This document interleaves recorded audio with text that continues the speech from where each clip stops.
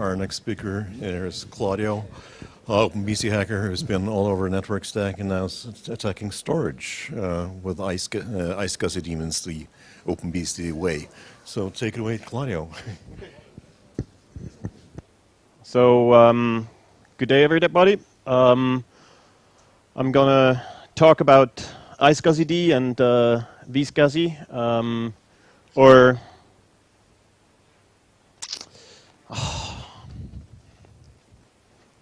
okay, I'm moving over here. And vscsi, the device that actually makes it possible to actually build this iSCSI initiator. All of this more or less started in 2009, so it's actually quite a long time ago. I decided to actually do a talk about this now because I finally think iSCSI is, in my opinion, production ready. As I'm running it now on my private server, and I have no issue with it. So this is why I'm talking about it now. So what will we cover, or what will I cover? First of all, I will give a little bit of an introduction what iSCSI is. I will talk about vscsi, our virtual SCSI controller, and how that one is used to actually build up iSCSI, which is the initiator implementation that we now have in OpenBSD. And the last point is actually the magic needed to actually be able to boot and shut down with iSCSI in the whole set.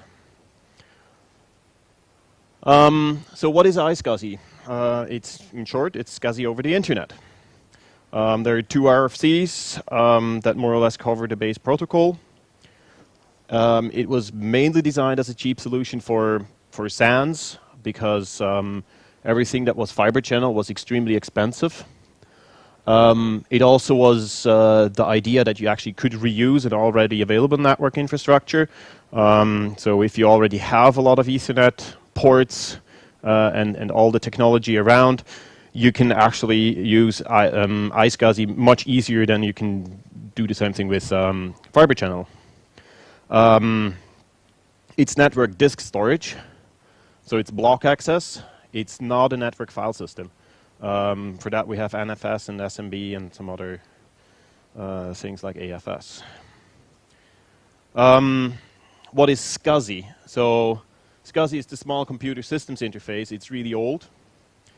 It is a protocol to access whatever I/O devices there are. So it started with disks, then CD-ROM, tape drives, scanners.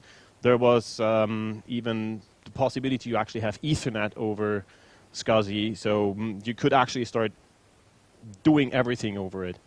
There is also various physical implementations of SCSI. So at the beginning it was parallel SCSI in various forms. Then there was SAS introduced as serial attached SCSI, fiber channel, IEEE 1394 FireWire.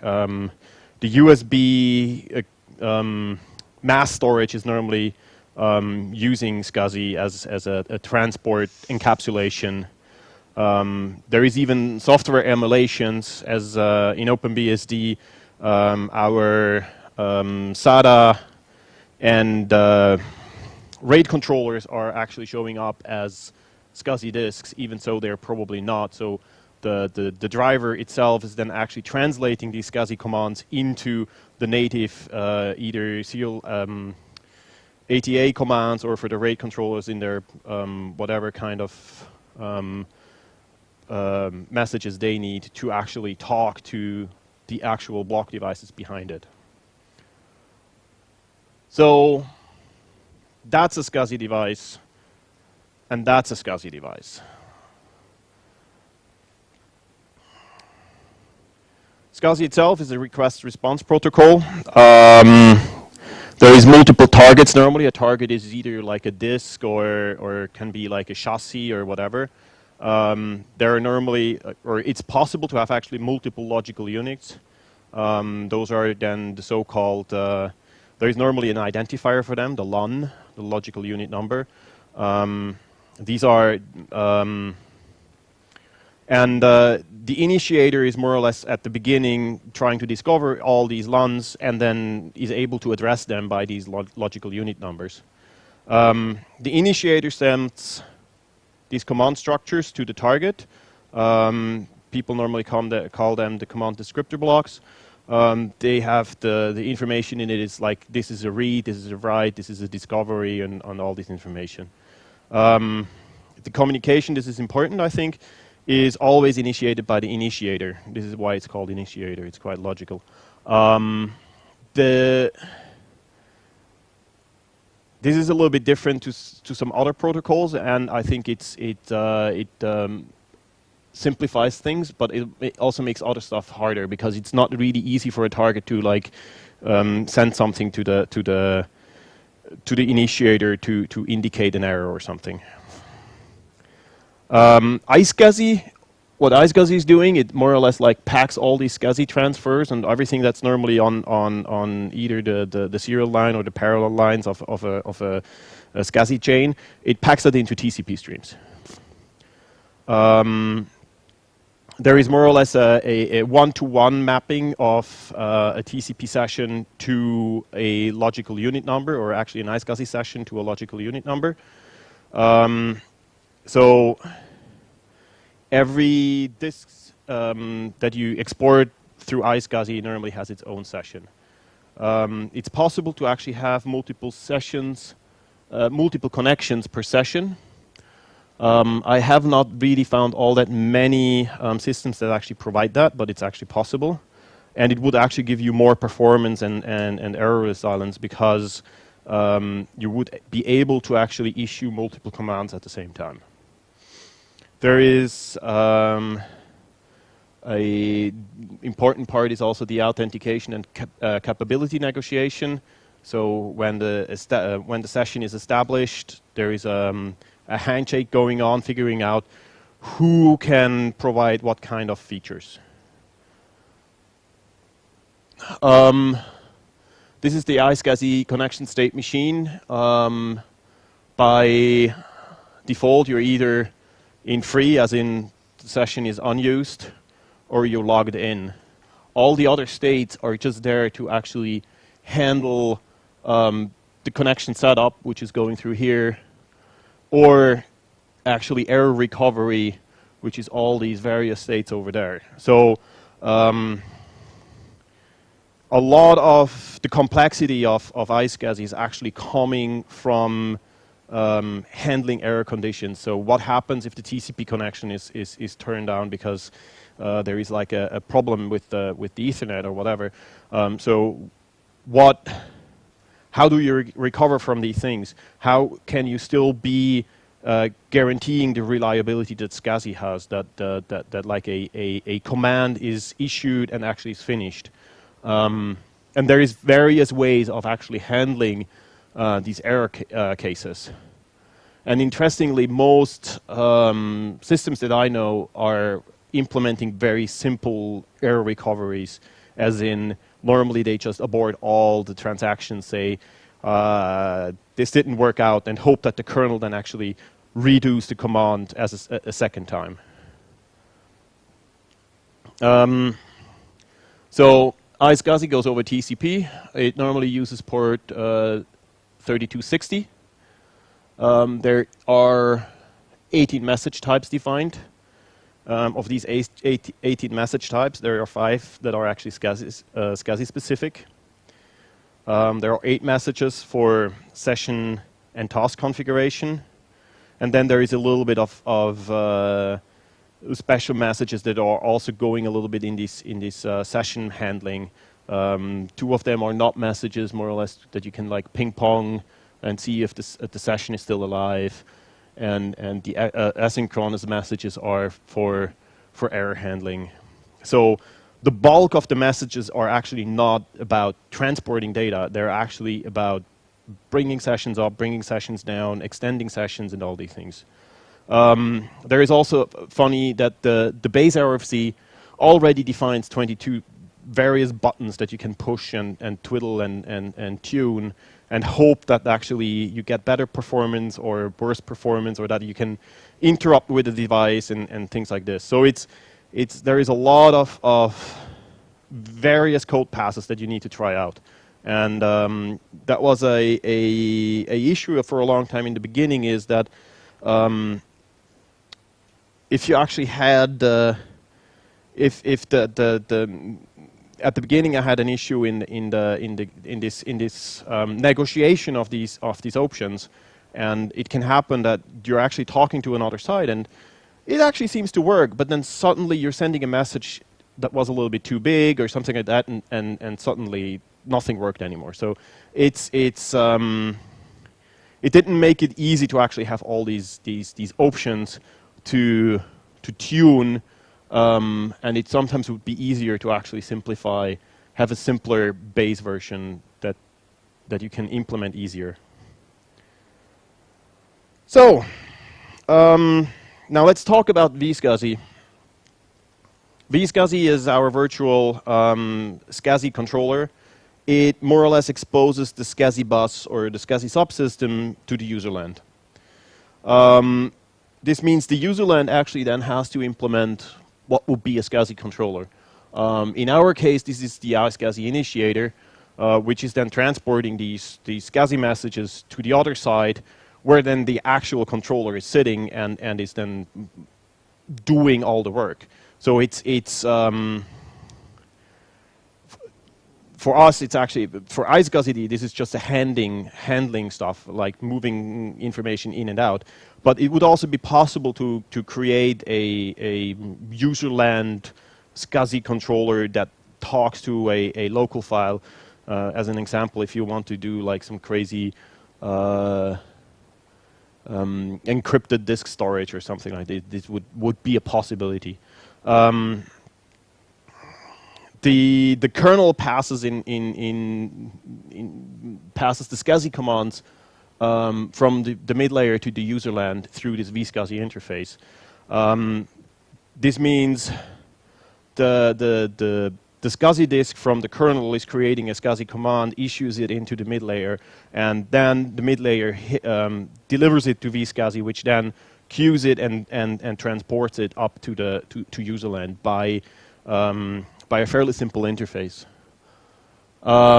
So it is all ioctl based. It doesn't have any read or write function, which is a little bit funky, but it makes sense for this device. There's 6 ioctls, and they're mostly there to, first of all, dequeue the SCSI command. Then there is one ioctl to actually send back the response message of this SCSI command. There is 2 ioctls that are there to read and write data. And then there is the 2 last commands which are necessary to probe and detach SCSI's devices from vscsi and from the SCSI bus of the kernel, so that we can actually, if you remove a session in iSCSI, it actually then would detach it from the kernel, and by that the disk would then actually disappear and no longer be available. It's also interesting that the vscsi data read and write commands need to be looked at from the view of the device, or of the disk device, or the disk device driver actually. So if I'm writing to the disk, this is a vscsi data write. And if I'm reading from the disk, it's a vscsi data read. So it's a little bit reverse from what you would expect from the userland side, because I'm calling read, but I have to pass in data on the read. So the naming is a bit funky. Here is an example how you would talk to vscsi in a very simple driver. First of all, you need to create all these various ioctl structures. You then do a probe request, which more or less you specify the target. You're normally using lun0 because this is the first ID per target, and you tell the kernel, like, probe me this device. The kernel will then start actually issuing vscsi I2T commands to do the discovery. So this is then the next thing that actually happens. You're getting the vscsi I2T command, and then you're actually looking at this command structure, and by looking at it, you actually start to know what it is. If it's a write command or if it's a read command, and then based on that, you can then do various things. So here, this is the write case. So we're seeing that it's a write command. We're actually allocating the memory that we need to actually fulfill this write command. We then do the ioctl to get all this data, because the write data is already available from the kernel. So we're getting all this data out, and then would send it to our write function and clean up. In the case of a read, it's actually a little bit different, because here we know, oh, okay, actually I want to read something. So I first actually get the data. I'm reading the data. I'm filling out the tag information, and so that we actually can still the tag is important to bind all these various commands together. So the I2T at the beginning gives me a tag, and I need to tag all my messages that is part of this command with the same tag, so that the kernel can then build stuff together. Because it's actually possible to do multiple reads to finish one command, and once it's finished, then I'm then, as a last step, I'm doing the T2Y ioctl to tell it now the command is finished, and let's go on. So this is the read case. We're reading the data in. We're filling out the buffers that we then pass in the ioctl, and by that the kernel gets the information. At the end, we're finishing the ioctl. We're finishing the command by the T2I ioctl. There it is again, similar. We have to tell it the tag, what was which command it was, and we need to we're giving back the status if the transaction was successful or if there was an error condition, and by that we more or less give the kernel the feedback what goes on. And the last example is more or less like how you detach a disk. It's very similar to actually attaching to it. You tell the target, you tell the logical unit number, and you call the vscsi detach function. And with this, you're actually able to more or less do everything that you need to do with the SCSI device. So where are we there, and what is needed? vscsi is actually pretty much finished. It's actually funny, when I was doing this slide, 2 days later there were 2 commits to vscsi. So the no recent changes is a little bit of a lie. But it actually works, and it does the job well. Sometimes it would be nice to actually support multiple vscsi consumers. It would be nice to actually be able to run maybe like 2 iSCSIDs at the same time, one on the vscsi0 device and one on the vscsi1 device, so that you could restart one while the other one is still keeping up a second connection to your same disk, and then using the multipass features of our kernel to actually being able to restart daemons and things like that, and not losing connection in the meantime.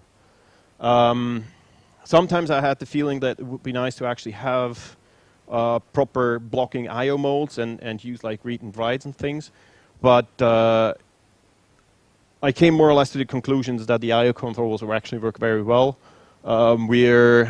We're using in iSCSID, we're using libevent anyway, so everybody is polling or k-queuing, and that makes it not necessary to actually do any kind of blocking I/O mode. the idea here is more or less that you poll until you get an I2T command from the kernel that more or less starts the whole initiation of getting some data or writing some data. So why did we start with iSCSI? We're definitively not the first ones doing an iSCSI initiator.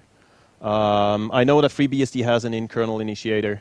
The time I started at that time, NetBSD was working on a userland initiator using Refuse, or a generic iSCSI implementation using Fuse and Refuse. But as far as I know, they actually now also have an in-kernel initiator.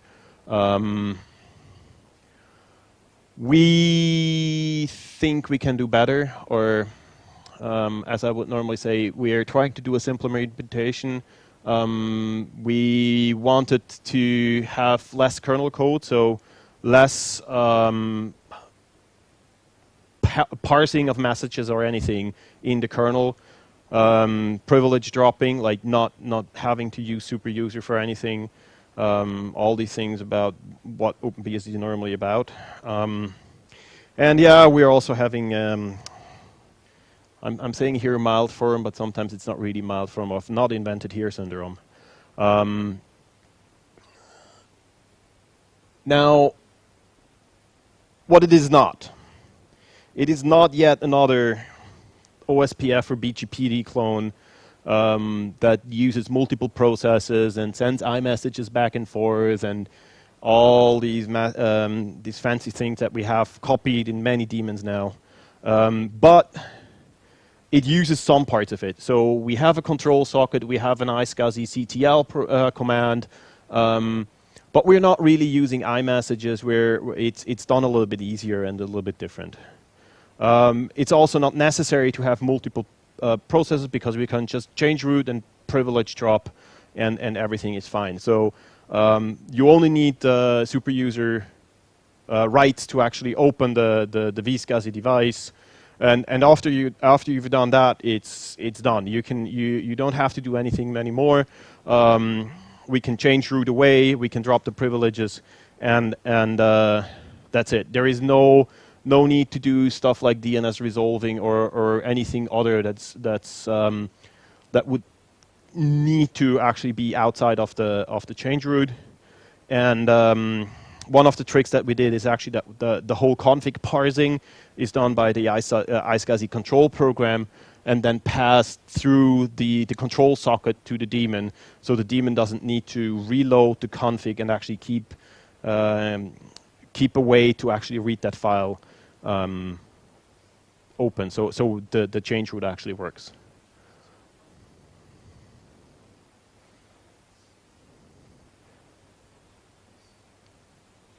Yeah, the reconnect is.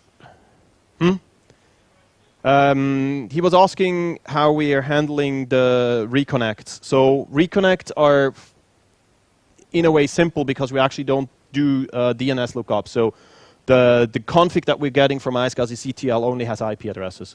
So on the reconnect, we just open a socket, bind and connect, and get a new session.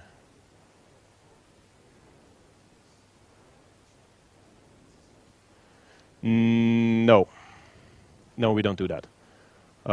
This may be something to think about, but at the moment it's not done. It's also a little bit it doesn't make sense to drop the limits to a minimum because you actually don't know if there is more sessions coming in. Like if you afterwards reconfigure your iSCSI command, if you change your iSCSI config to actually open up more sessions, you would not be able to do that. So at the moment, we just allow it to have as many FDs open as it wants. Or at least what's the hard limit of the system is at the moment.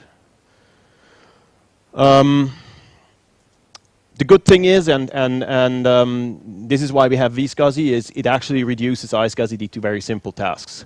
So for iSCSI, it means that the messages coming from the kernel are completely black boxes. I'm never looking at at what actually the kernel sends me. I'm just taking it, packing it into TCP and sending it off. So the impact on the kernel is extremely minimal. So the vscsi code itself is about 600 lines of code, and is extremely simple. And iSCSI itself is also fairly simple because it's only responsible for very simple tasks. So it needs to have the session and the connection find its state machines. It needs to make sure that it can open the connections. It packs and unpacks the SCSI messages, and that's it. It tries to be as simple as possible. It also probably is the reason why I actually was able to write this thing, because I have no idea how SCSI itself as a protocol works. I have now, after years of working a bit around with it, I have a bit of a better feeling, but I'm definitively not a SCSI expert. That's for David, who also wrote the vscsi implementation. He probably knows way more about SCSI than I do. The important thing here is iSCSI actually has to handle a lot of data copying in, out, and so the buffer management is somewhat important. The idea was that the iSCSI messages are very, very well structured, also because of the idea of being able to use RDMA and other techniques. So they normally have well-defined sizes and stuff. So the buffer management in iSCSI is based on the idea how a PDU is built up. The goal is that we don't copy data more around that we actually need. This is we're already copying a lot of data from the kernel to userland and back, and so we want to try to not copy it in userland around just for fun. And in the end, the idea was that we actually also have an easier data management, but I think that's normally always a goal. On the right, we have the more or less the SCSI message format on the wire. So we have at the top, we have like the basic header, which is always present. This is this 48-byte thing that's always there. Then there is a possible optional additional header segment which has additional stuff in it. This is especially used during capability negotiation and similar things. Then there is a header digest that is more or less a checksum over the basic header and the additional header. Then a data segment that can be around if you're actually passing data in and out, and the data digest. There is a lot of things that are optional, and for iSCSI, we're actually not using the digest fields as an example. The plan is there. They're defined, but we're not using them at all. So the idea, what I came up is, I looked a little bit at how the vectorized I/O commands work, and I was trying to use them heavily for this. So and this is why struct PDU was also built similar to it. So it consists of 5 segments of data that then more or less combined give you the iSCSI message. And by that I can use one write command or one read command to send one packet at a time. As I already said, most transfer are initiated by the initiator. So especially once everything is up and running, it's just the initiator sending, or actually our kernel giving commands and passing them all the way over and waiting until like a command is finished. So iSCSI it always starts with the I2T message. The this is the first thing that comes in, and based on that, iSCSI then starts the transfer. It allocates the PDU buffers that are necessary. It does the scheduling of the task. It assigns the command to a certain session or connection, and then starts running it. This is more or less how it roughly looks like. So at the beginning, we have this I/O event coming in, and then iSCSI does this vscsi4 command. In this case, this is a read operation, so it tells me direction read. I'm creating the iSCSI creates then the PDU, assigns it to a task, queues it on the task, which is part of the session. Then the scheduler more or less decides which connection actually is available, puts it onto this connection, and then it actually starts sending the skazhi request over the wire to the target, and the target then prepares everything and starts sending then the SCSI data in commands over back, which then are translated by iSCSI in the vscsi data read ioctls. So this is more or less where the data is actually then moving back. And then at the end, the status is coming back. And first of all, we're closing the command for vscsi and the SCSI subsystem. So we're sending the vscsi4 command, and we're cleaning up the task inside iSCSI. For write, this is similar, but is a bit different. So it starts more or less the same way. It's a write, but then we're sending the request. This is now a non-immediate write operation. So in this case, we're actually sending the SCSI request and saying, we're going to write to you now. And then the server more or less sends back like, yes, I'm ready, you can start writing. And then I'm fetching the data, sending the data to the other end, and getting normally like you can send more data now until all the data has been sent over, if it was a very large buffer. And at the end again, if everything is finished, we get the status. We do the vscsi4 and we close the task. There is also a few shortcuts because, as you see, there is a lot of round trips going on here. By using some of the buttons in the configuration options, you actually can do an immediate write. That means once you get the vscsi4 that it is a write, you can immediately do a data write part of the initial SCSI request. You can include already a bunch of data that you then can send with it over the wire. So in the end, if the buffer is small enough, you can actually do just one round trip. So you would just send it over to the target with the data already in it, and then more or less you just get the status back. So it's much less work to do.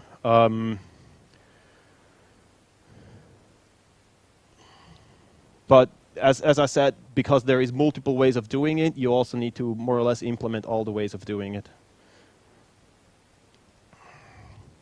So, where are the problems with the startup?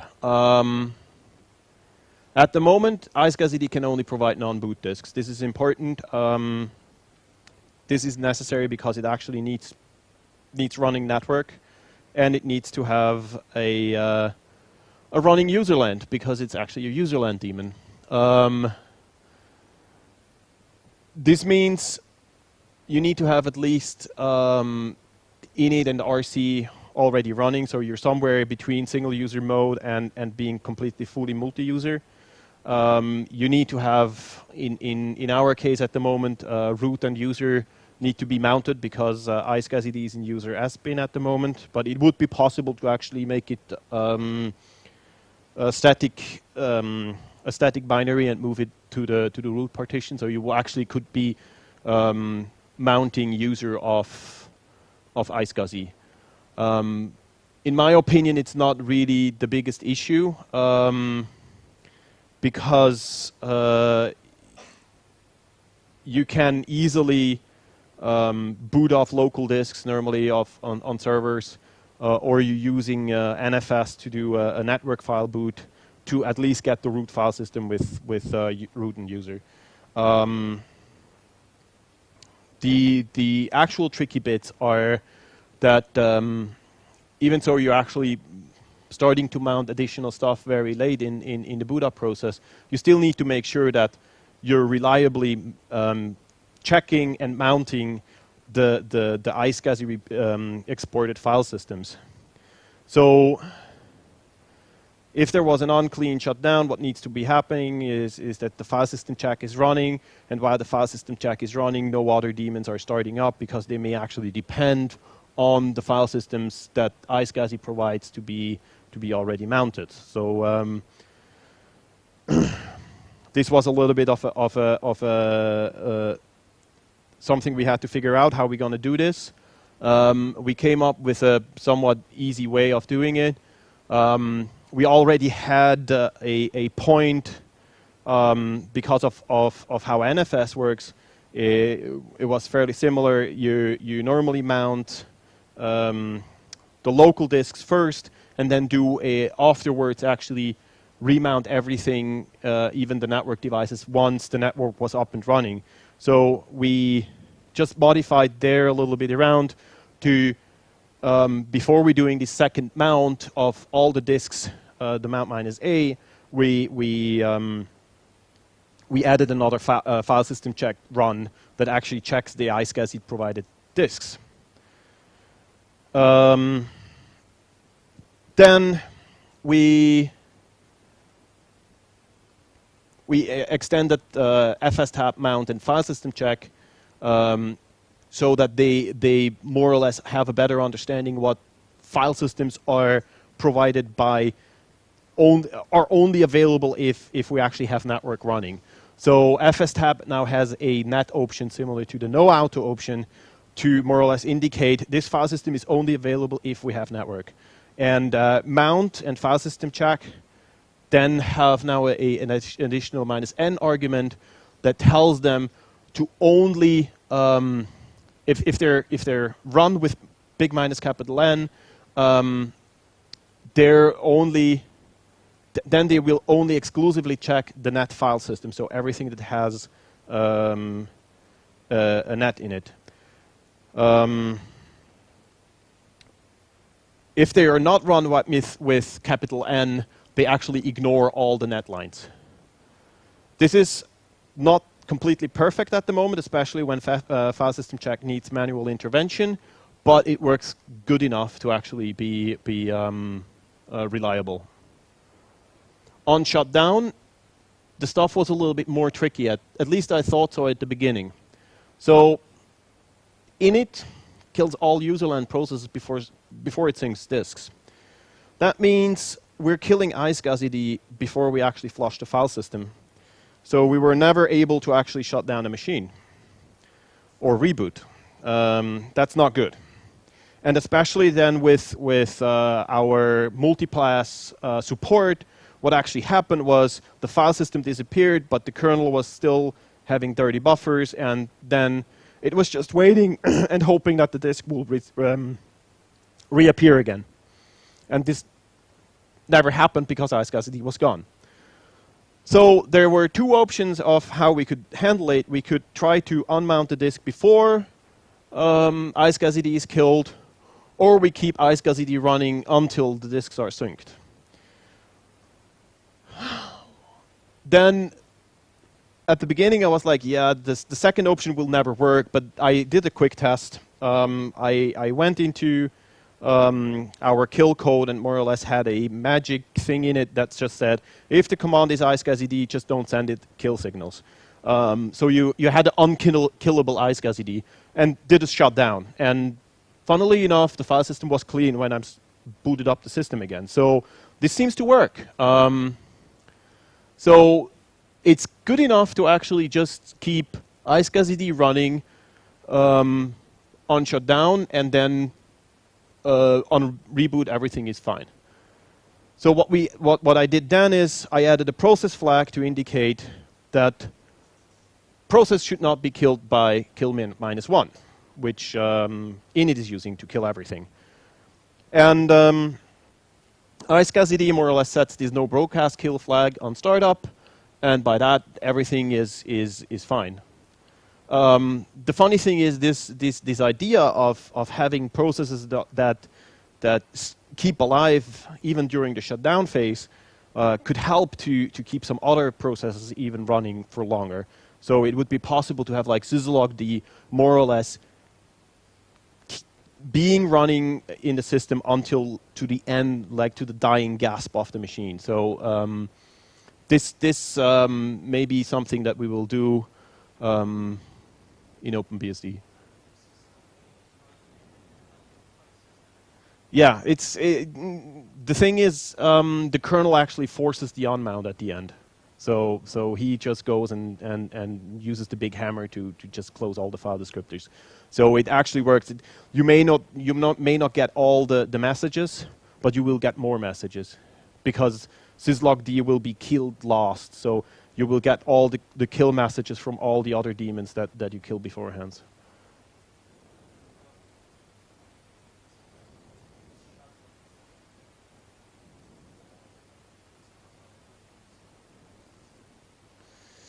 We don't really have, like, what we can do is we can kill -1, like you can kill, you can go to single user mode, but it will also kill all the userland processes. We don't really have a system where you can go and selectively say, kill everything that uses this and this file system. We don't have support for that.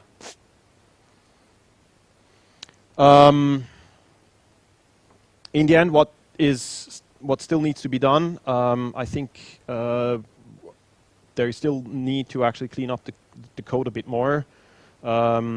The file system machine, finite state machine that I was using is a bit funky. I wrote most of the code in about 4 days or something during a hackathon, and it has some strange ways of how messages are being passed back and forth. There is still a few extensions that we don't really support. I would really like to test multi-connection support. I think our initiator actually supports it, but I haven't found any target that actually does more than 1 connection per session. So that's a bit sad. Maybe I need to find some really expensive gear that actually supports it. And then long term, there is definitely the idea to actually not have to copy in data.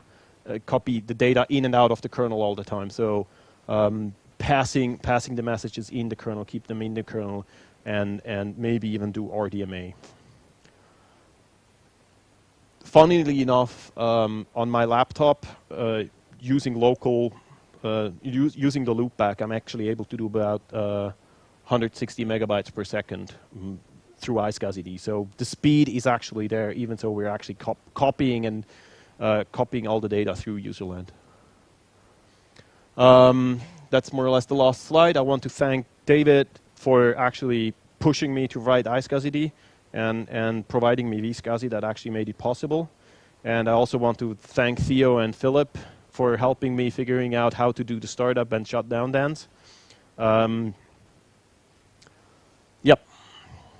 Any questions?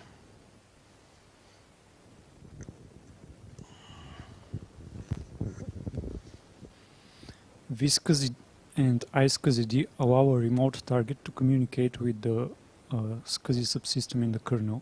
Yep. What measures are there to prevent the remote target from exploiting some bug in the kernel? So you want to know what prevents us that somebody is abusing vscsi and iSCSI to actually inject something into the kernel? Yes. There is not all that much extra checking around. So I rely on a working kernel that TCP/IP is safe. So if I'm opening a connection to a target, that connection is not intercepted by somebody else. The idea is also normally you don't run iSCSI over the internet. And if you want to do that, you may or you should use something like IPsec to actually make sure that nobody is injecting traffic into your data stream. For vscsi, the thing is you need super user privileges to open that device, and if you have super user privileges, you already can read all the devices you have on the disk and fiddle with the kernel and do whatever you want. So I think there we are actually safe. Any other question?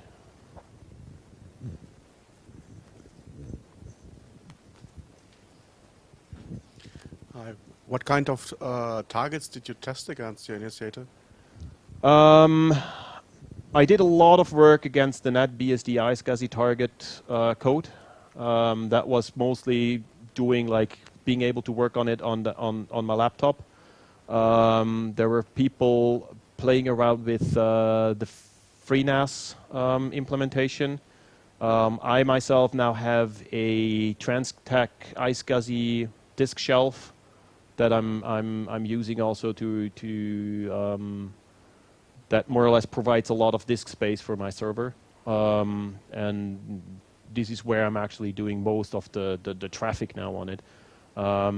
Apart from that, I haven't. I know that some people were also using the Solaris iSCSI target implementation, but not much more, I think.